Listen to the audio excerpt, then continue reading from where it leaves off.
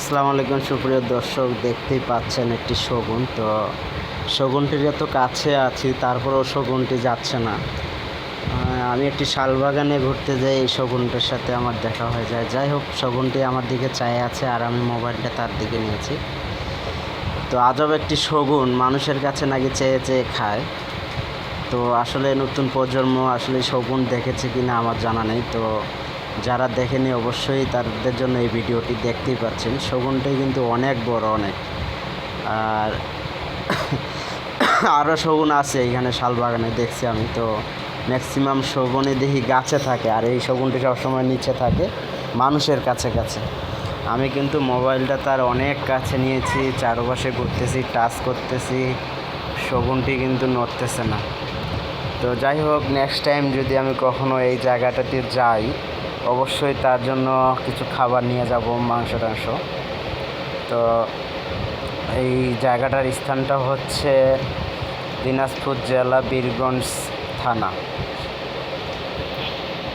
শালবাগান এই নামে চিনে অনেকেই। তো আপনারা যদি আসতে চান অবশ্যই কমেন্ট করবেন, ঠিকানা দিয়ে দেব।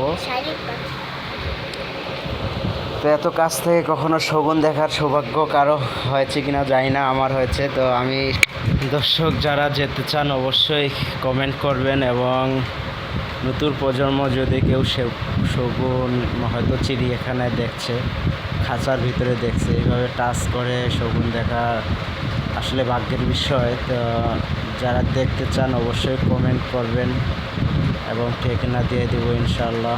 আর শগুন তো এখন এক বিলীনই হয়ে গেছে ধরতে গেলে। সব জায়গায় আগে শগুন ছিল, গরু কোনো কিছু মারা গেলে অবশ্যই তারা শগুন আসে খেত।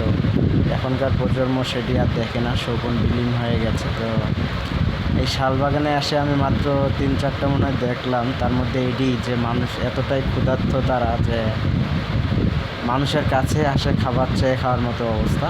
তো দর্শক দেখতে থাকুন শগুনটি।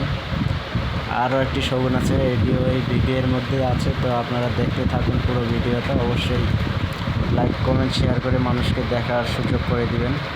আসসালামু আলাইকুম।